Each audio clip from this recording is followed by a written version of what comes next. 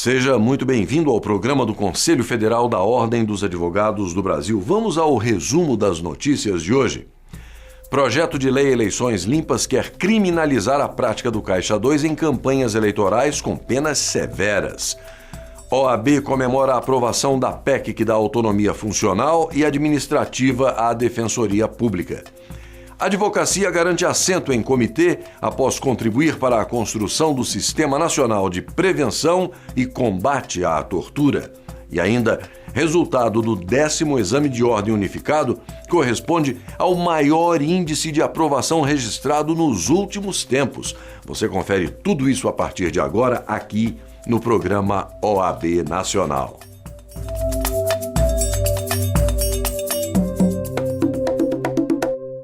O projeto de lei Eleições Limpas, patrocinado pelo Conselho Federal da Ordem dos Advogados do Brasil, em parceria com o Movimento de Combate à Corrupção Eleitoral e dezenas de entidades da sociedade civil, quer criminalizar a conduta de quem realiza Caixa 2 nas campanhas eleitorais, prevendo penas de 2 a 5 anos de reclusão para esse crime.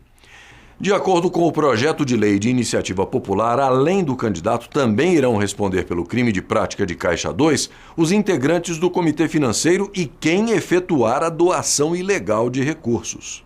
O projeto Eleições Limpas visa combater o financiamento de empresas a campanhas eleitorais já para as eleições de 2014 e prevê pena de detenção e cassação de mandato para quem praticar Caixa 2. O projeto Eleições Limpas ele tem diversos aspectos.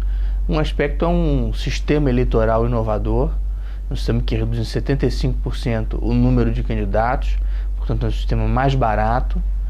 É um projeto que também contém uma proposta de financiamento de campanha que veda a participação das empresas.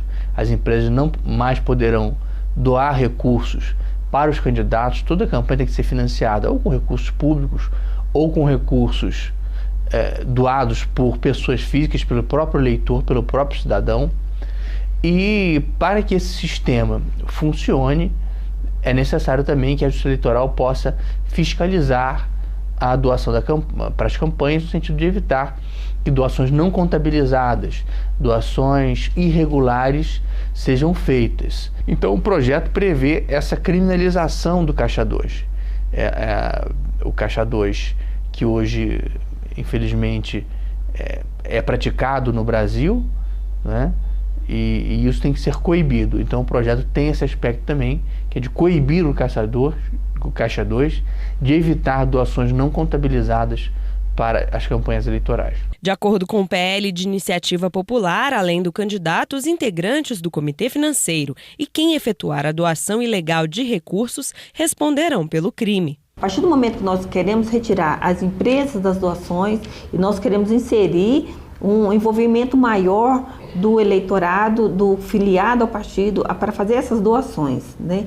E tudo isso com muita transparência. Então, a partir do momento que um político, que um partido deixa de cumprir essa transparência e utiliza recurso fora desse padrão, que é financiamento público de campanha e o financiamento por pessoa física no limite de R$700, quando a gente perceber que ele está utilizando recurso acima daquele previsto, aí o grupo todo perde, né? O partido todo perde, porque hoje, no nosso projeto, a prestação de contas, quem realiza é o partido político e não mais o candidato.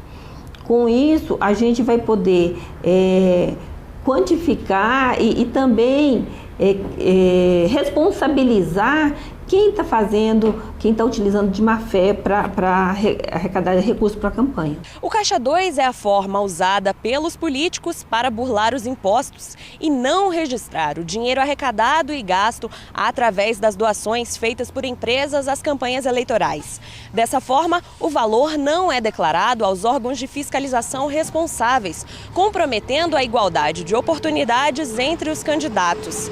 Quem pratica o Caixa 2 pode ter o registro de candidatura cancelado ou o diploma cassado. O projeto de lei que está sendo apresentado, ele penaliza, ele transfere o problema para a esfera criminal, né? Quem fizer doações de Caixa 2, quem não respeitar as regras do jogo, quem quiser ganhar as eleições se valendo de artifícios desonestos, ilegais, será coibido. Será coibido porque a democracia é muito importante, porque o processo eleitoral é muito importante e tem que transcorrer com toda a seriedade. Não é possível que o sistema tolere uma violação generalizada das regras eleitorais. É preciso coibir isso. O projeto configura como práticas criminosas, nesse caso, as seguintes ações: dar, oferecer, prometer, solicitar, receber ou empregar, direta ou indiretamente, recursos de qualquer natureza, inclusive bens e serviços que não provenham de origem legalmente permitida.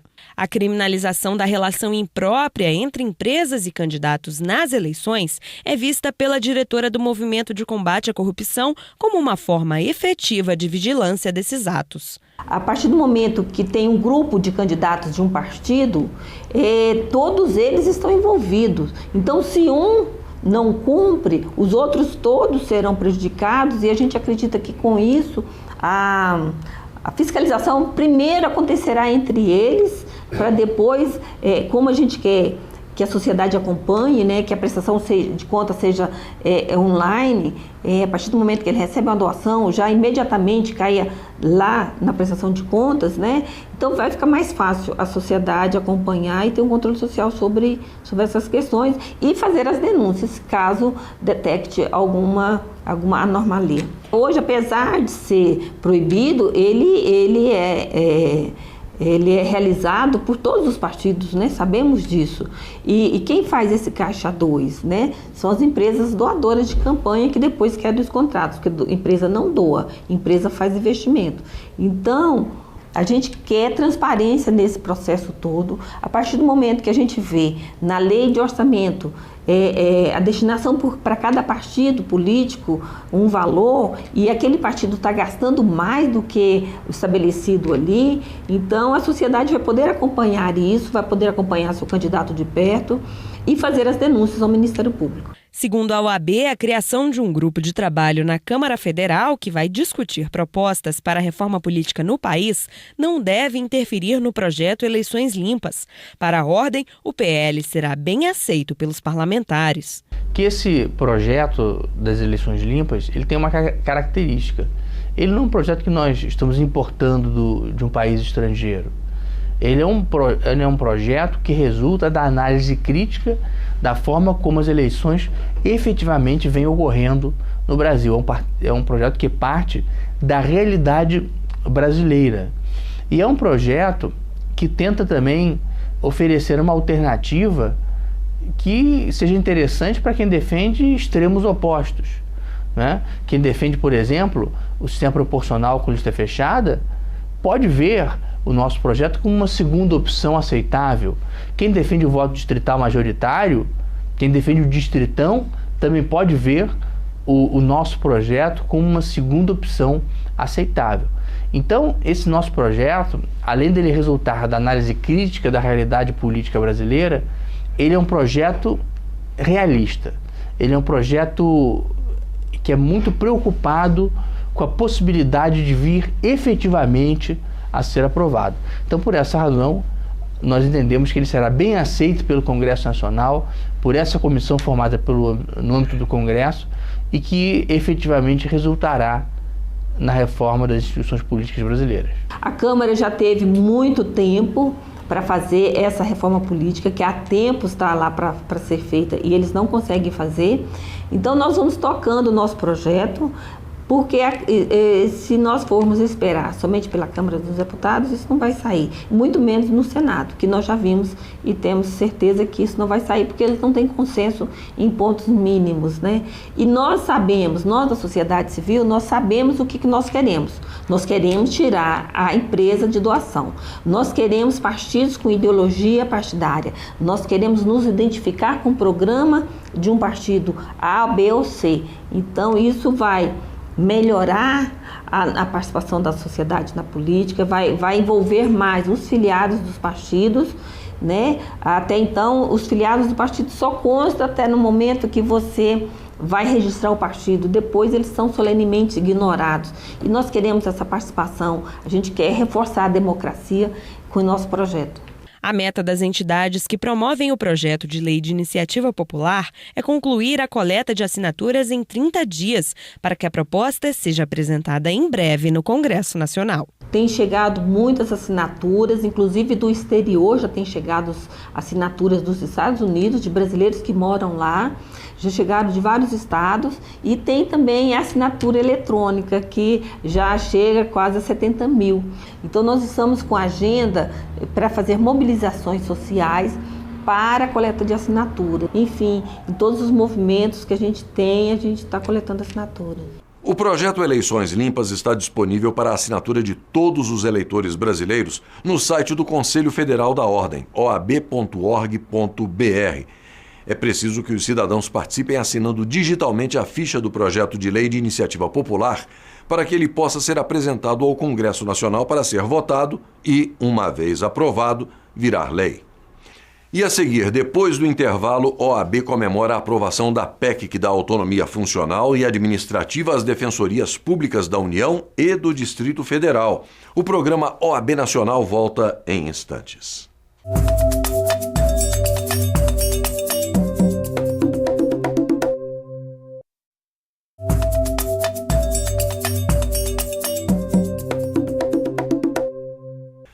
Garantir às defensorias públicas da União e do Distrito Federal autonomia funcional e administrativa. Esse é o objetivo de uma proposta de emenda à Constituição aprovada pelo plenário da Câmara dos Deputados. A OAB sempre apoiou a aprovação dessa matéria, tendo inclusive participado de atos e fóruns de discussões sobre o assunto. Para a Ordem, a autonomia é um importante passo para melhorar a estrutura das defensorias públicas destinadas a atender a população carente, que precisa de mais proteção contra a arbitrariedade e a injustiça. A proposta aprovada pelo plenário da Câmara dos Deputados assegura autonomia funcional e administrativa à Defensoria Pública da União e do Distrito Federal, além da iniciativa de elaborar a própria proposta orçamentária.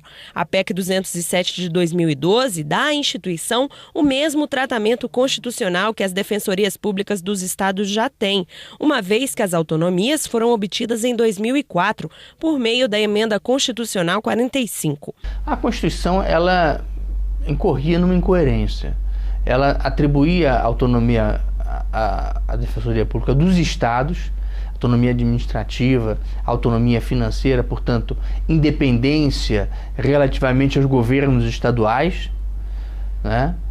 E é natural que seja assim, porque o advogado deve exercer as suas atribuições de maneira independente, e assim também deve ocorrer com o defensor, e a autonomia da própria instituição, ela se converte em autonomia, em liberdade do exercício profissional pelo defensor, mas era incoerente que a Constituição conferisse autonomia às defensorias públicas estaduais e não fizesse o mesmo em relação à Defensoria Pública da União, que não era autônoma, que se tinha submetido ao chefe do Executivo.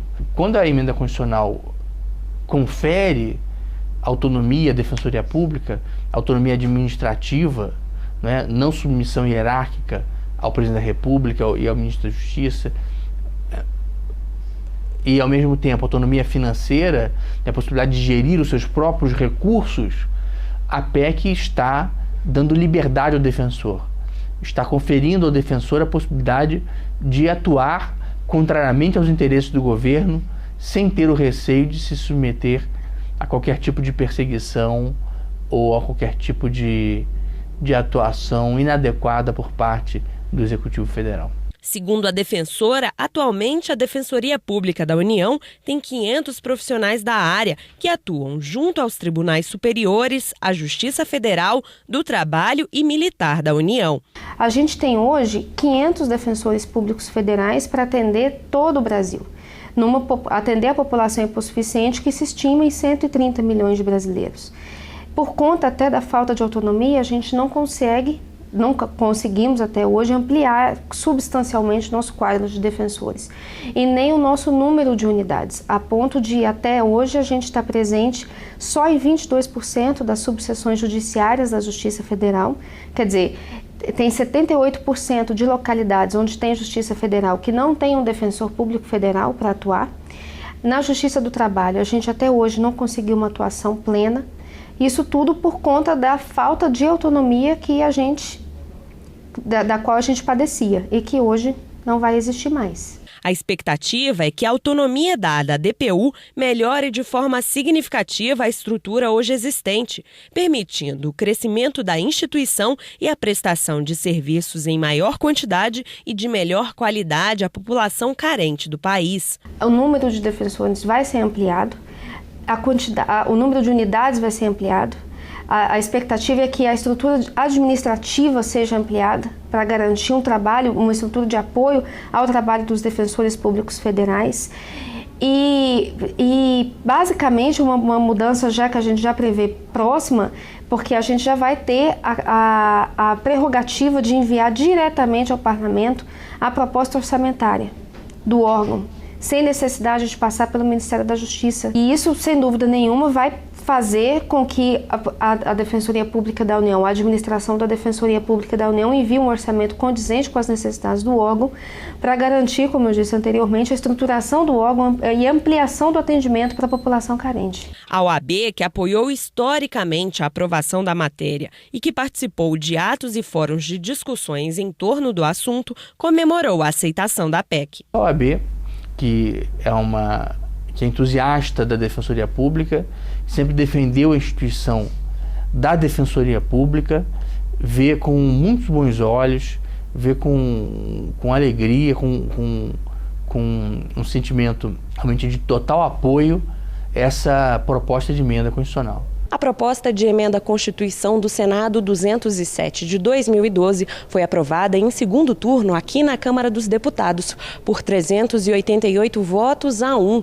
Como já foi votada nas duas casas legislativas, a PEC deve agora ser promulgada em sessão solene do Congresso Nacional. A expectativa é que a gente leve defensores públicos federais para todas as localidades onde tem Justiça Federal e mais além. A partir do momento que a gente alcançar esse primeiro objetivo de estar presente em todas as subseções judiciárias e mais além ainda para poder estar com a Defensoria Pública da União atuante em todas as cidades do Brasil.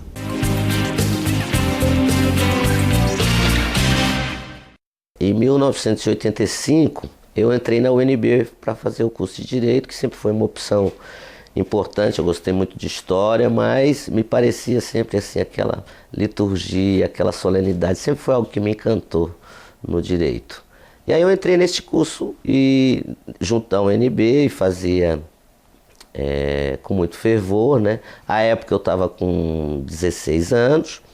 Quando eu fiz 18 anos, eu me submeti a um concurso de um banco público, que é o banco público aqui do Distrito Federal, que é o BRB, Banco de Brasília. E comecei a trabalhar e a estudar concomitantemente. Quando eu me formei em Direito, eu já estava no banco, então foi um pulo quase que natural para a área jurídica do próprio banco, né? E é onde me encontro até hoje. E a partir desse trabalho, a gente começou a buscar doutrinadores, informação, e no dia a dia aprendemos, quer dizer, essa disciplina, que, como eu lhe disse, na minha visão muito particular, eu acho que ainda não há uma autonomia do direito bancário, né? Eu te diria que ele é um amálgama à nossa atividade dos diversos ramos do direito.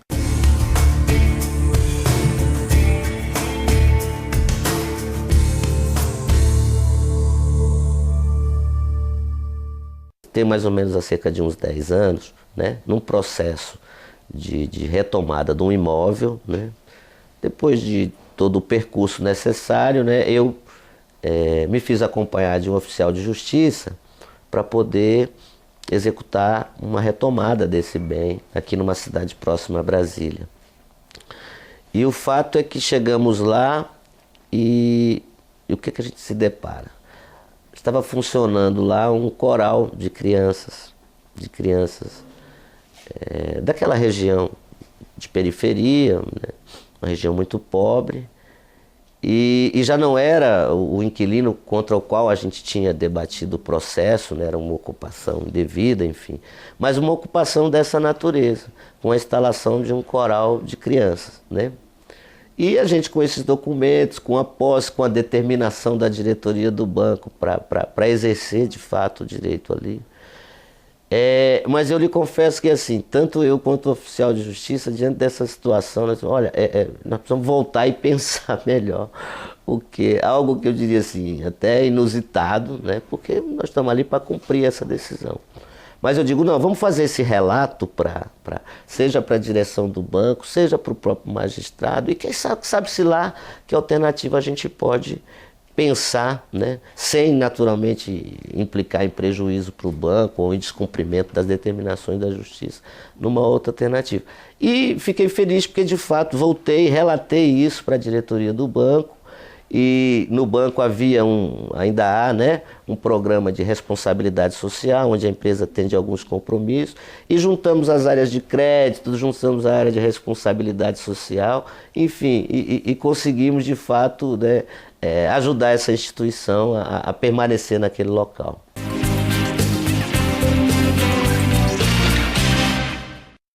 Nós vamos fazer uma breve pausa para o intervalo, mas no próximo bloco você confere: OAB garante assento em comitê após contribuir para a construção do Sistema Nacional de Prevenção e Combate à Tortura. Nós voltamos daqui a pouco. Até já.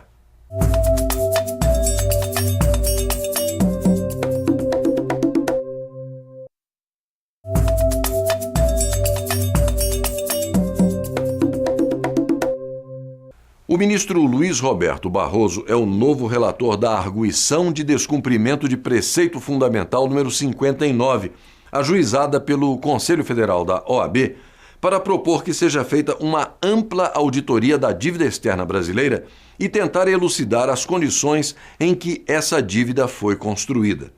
A substituição se deu em decorrência da aposentadoria do então relator da ADPF, o ministro Carlos Aires Brito. Aguarda a sanção da Presidente da República o projeto de lei aprovado pelo Senado que institui o Sistema Nacional de Prevenção e Combate à Tortura.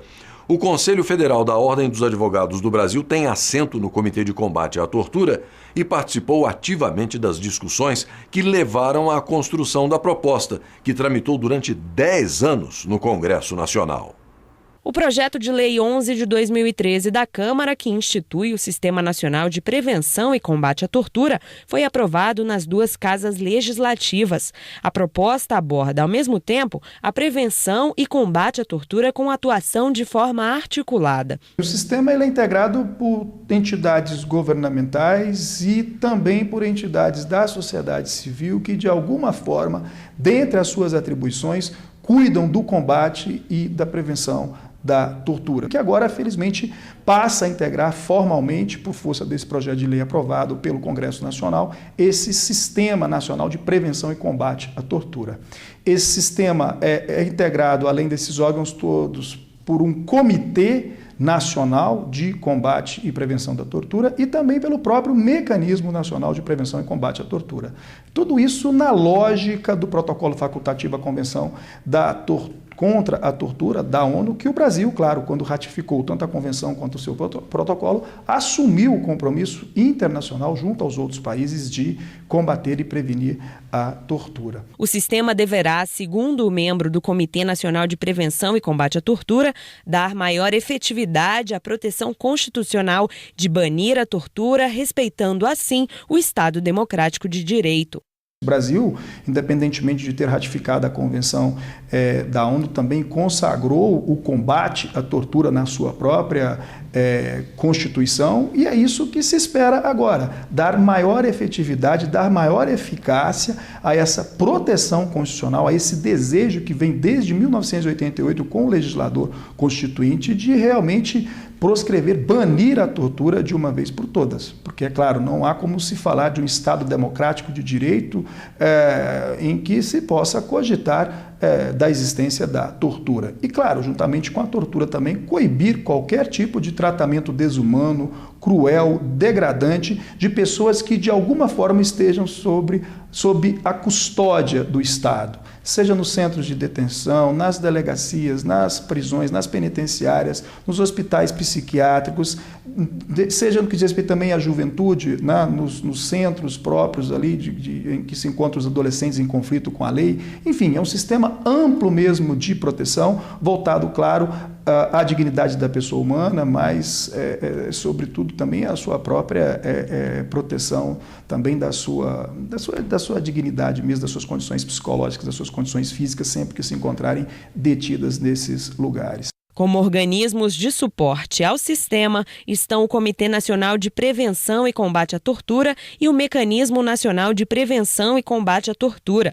O conselho será formado por membros indicados pela Presidente da República. O comitê agora tem ampliadas as suas atribuições. Passa a acompanhar os programas, as ações, enfim, as políticas públicas que dizem respeito ao combate à tortura. Passa a acompanhar também a atuação dos órgãos, passa a acompanhar os processos judiciais, os processos administrativos, fazer recomendações, propor estudos de combate e prevenção à tortura e, claro, escolher os próprios membros do mecanismo de prevenção e combate à tortura. O comitê será composto por 23 integrantes, todos eles designados, nomeados pelo Presidente da República, uma composição mais ou menos paritária, mas em que prevalecerão as entidades, os representantes das entidades da sociedade civil, que tem por missão já o combate à tortura, e o mecanismo será integrado por 11 peritos. Esses peritos ocuparão cargos em comissão, serão pessoas com reconhecida atuação, conhecimento, experiência nas suas respectivas áreas, e ocuparão cargos em comissão, serão escolhidos pelo Comitê de Combate à Tortura e nomeados pelo Presidente da República. Para o advogado, a aprovação do PLC 11 de 2013 é uma vitória não só da sociedade, mas também do Conselho Federal da OAB e de suas seccionais, que jamais se silenciaram em denunciar a tortura das pessoas privadas de liberdade. Eu acho que essa é uma vitória da sociedade brasileira que deve ser comemorada. A sociedade vive um momento de muita reivindicação, de muita fiscalização, de muita cobrança das autoridades no que diz respeito às políticas públicas de educação, de saúde, mas é claro que a sociedade também quer que o governo, as autoridades ajam em conformidade com a lei. Não se pode realmente tolerar, admitir que as pessoas estejam privadas da sua liberdade e sujeitas à tortura, sujeitas a qualquer tipo de tratamento desumano e degradante. Mas é uma vitória, sobretudo, da OAB, das seccionais da OAB, porque muito disso que hoje se implementa nessa lei, que depende agora da sanção da presidenta Dilma, vem desse trabalho constante, cotidiano das nossas seccionais nos estados, das nossas comissões de direitos humanos, que jamais se curvaram, que jamais se silenciaram em denunciar a tortura, em denunciar o tratamento cruel das pessoas privadas da sua liberdade. Então, não deixa de ser, de uma certa forma, a formalização desse sistema a partir dessa lei, um reconhecimento também ao trabalho do Conselho Federal e principalmente das seccionais nos estados que tão prontamente sempre atenderam às denúncias de tortura e maus tratamentos. E depois do intervalo, resultado do 10º exame de ordem unificado corresponde ao maior índice de aprovação registrado nos últimos tempos. Você não pode perder. Nós voltamos já.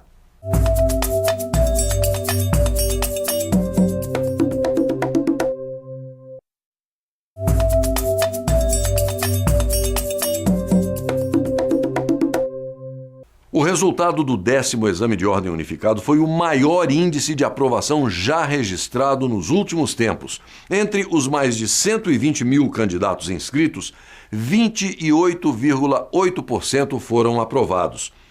O exame realizado pela Ordem dos Advogados do Brasil é requisito necessário para a inscrição nos quadros da OAB como advogado, conforme estabelece o artigo 8º do Estatuto da Advocacia. O resultado foi tão bom que Marcela se assustou. Eu fiquei assim 1 hora parada, eu não consegui ter reação. Eu não consegui comentar, não falei com a minha família, eu fiquei chocada. Fui 1 hora para a ficha cair, aí eu falei com a família, falei com o pessoal do grupo de estudo. Foi essa a reação ao perceber que havia gabaritado a peça de direito administrativo no 10º exame de ordem unificado. O caso era uma pessoa que queria uma indenização, mas só que ela entrou contra o servidor público e a União Federal. Com a jurisprudência do STF, a dupla garantia, o particular ele não pode entrar contra o servidor diretamente. Porque quando o servidor atua, né, ele atua em nome do Estado. Ele é o Estado, não é a pessoa civil dele atuando. Então, essa pessoa tinha que entrar somente contra a União Federal, que era o caso. Então, você tinha que pedir uma preliminar de legitimidade passiva, alegando a dupla garantia, alegando essa visão do STF, que é uma visão nova, né? Tudo. Então, foi uma surpresa. Muitas pessoas não esperavam. O resultado do 10º exame unificado da Ordem registrou uma aprovação de 28%. A Ordem dos Advogados do Brasil realiza 3 exames por ano. Esse foi o maior índice de aprovação dos últimos tempos. Dos 124 mil inscritos, cerca de 34 mil tiraram pelo menos 6, a nota mínima no exame prático profissional. Isso mostra que a cada ano, em média, 100 mil pessoas podem passar de bacharéis para advogados. Isso significa que o exame de ordem tem produzido seus resultados.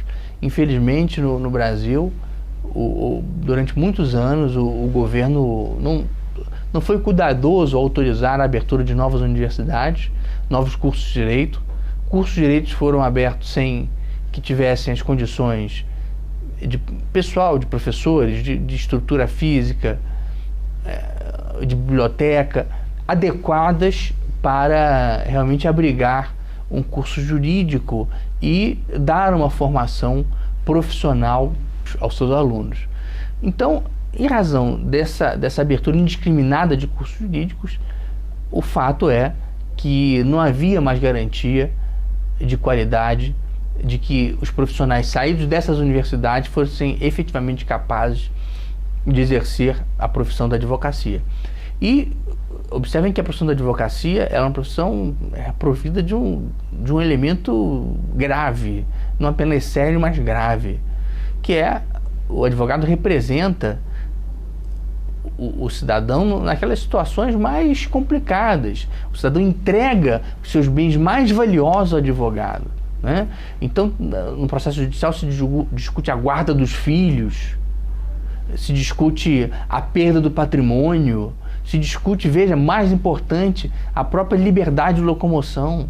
Num processo judicial, a boa atuação do advogado pode fazer a diferença entre a prisão e a liberdade. No processo judicial se discute, por exemplo, a entrega de medicamentos por parte do Estado. Então, a atuação do advogado pode fazer a diferença entre a vida e a morte. Então, o cidadão tem direito de ser atendido por um profissional qualificado.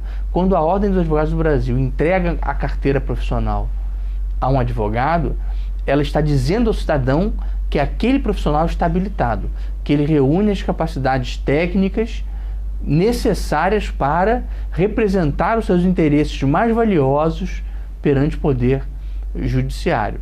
Essa foi a 3ª vez que Marcela prestou o exame da Ordem. Na primeira reprovação, até pensou em desistir. Pensei em desistir, pensei em largar tudo. Chegou no 9º exame, eu não estudei, não passei mesmo, porque eu não queria mais saber de estudo. Chorei. E aí meu pai falou, olha, não desista. Vamos tentar mais uma vez? As pessoas até sugeriram para eu trocar, né, de matéria de segunda fase. Falaram, por que você não faz trabalho? São poucas peças, são só umas 5 peças que você tem que decorar. Eu falei, não, gente, eu gosto de direito administrativo, eu vou continuar. Eu acredito que o conhecimento se acumula, não fiquem trocando de matéria, porque cada vez que você pega essa matéria, você já vê com outros olhos, você já vai acumulando conhecimento, já vai tendo uma gama maior, uma visão maior. Ela continuou em administrativo, mas mudou o método de estudo. Eu estava preocupada em decorar peças. Eu não queria aprender peça. Sabe? Porque diferentemente das outras matérias, por exemplo, penal, você tem um código de processo penal que ensina você a fazer a peça. Então você estuda o código de processo penal e estuda o código penal. Mas em administrativo, como não tem código, não tem nada. Você se baseia pelo código de processo civil. Então eu tive que estudar processo civil para entender como fazer uma peça. e não decorar, porque decorar, cada situação é uma situação, cada caso é um caso, sabe? Ninguém sabe o que a FGV vai cobrar, é um mistério. Então, a pessoa tem que se focar, sim, no processo civil, ela tem que saber olhar para a lei e extrair da lei uma peça, fazer o seu próprio modelo, sem se preocupar com fórmulas, como gravar, porque isso não funciona. Entendeu? Então, esse foi o grande diferencial. É preciso também muita dedicação. Larguei família, larguei namorado, larguei aqui o trabalho com meu pai. Falei, pai, preciso de umas férias para estudar. Fiquei 50 dias em casa, estudando de 10 a 13 horas por dia. Eu não tinha horário de descanso de almoço, nem horário de descanso de janta. O meu único horário de descanso era dormir à noite. Estava com uma alimentação com bastante frutas, com bastante salada. Quando dava, eu fazia 3 vezes por semana, eu dava uma corrida, porque é bom o esporte para você aliviar a tensão. E estava tomando vitamina à base de ginseng, que é para ativar a atividade mental, né? Para a advogada, a dica é manter a calma e não desistir. Não pode desistir, você tem que tentar, sabe? Eu reprovei, eu me matei de estudar, reprovei, no 9º reprovei de novo. E eu não desisti, aí veio essa surpresa, gabaritei a peça, tirei 5 na peça, que é dificílimo você fechar uma peça inteira. E as questões, eu só não consegui, eu sabia a resposta de todas as questões, eu só não fechei todas as questões porque eu fiquei 3 horas na peça e não tive tempo. Então, eu não tive tempo para responder direito as questões, mas mesmo assim eu consegui 2,95 nas questões, totalizando 7,95. E o controle do tempo, o nervosismo eu acho que é o pior inimigo. Não é nem curso, não é nem livro, não é nem falta de estudo, mas talvez uma pessoa mais relaxada, que não estudou tanto, por ela se manter calma, ela passa, e aquela pessoa que sabe tudo não passa por causa do nervosismo, né? Porque se você ficar nervoso, você perde tempo na peça, e se você ficar mais de 3 horas na peça, você não consegue responder as questões e só a peça não vale. Não faz verão. Mas também se você não fizer a peça ou então errar a peça, é 0, não considera. Você tem que saber dividir bem e controlar bastante o seu tempo e não desistir. O exame de ordem é uma necessidade inafastável. E os próprios bacharéis têm se conscientizado disso. Tem visto que o exame de ordem é necessário. O bacharel, às vezes, faz um esforço tremendo para superar esse desafio, para passar na prova, mas depois que passa, tem a alegria de comemorar com a sua família de que obteve realmente uma vitória, que foi uma vitória de verdade, uma vitória para valer, uma vitória que resultou do seu esforço e não algo que ele ganhou sem o esforço correspondente. Então, o próprio bacharel já se conscientiza hoje da importância do exame de ordem, mais que da importância da própria necessidade do exame de ordem, tem estudado mais, tem se esforçado mais. E, por outro lado, a própria OAB tem também se esforçado muito cotidianamente. Não há um dia que a diretoria da OAB, que os conselheiros federais, que os presidentes de seccionais, que os conselheiros seccionais não se debrucem sobre o tema do exame de ordem e tentem dar a sua contribuição para aprimorá-lo. Esse é o nosso trabalho cotidiano.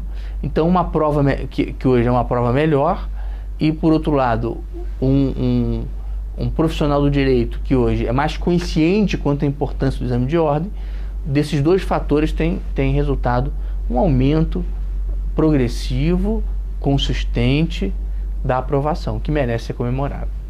Hoje nós ficamos por aqui, mas na semana que vem estaremos de volta com mais um programa OAB Nacional. Um abraço a todos e até o nosso próximo encontro.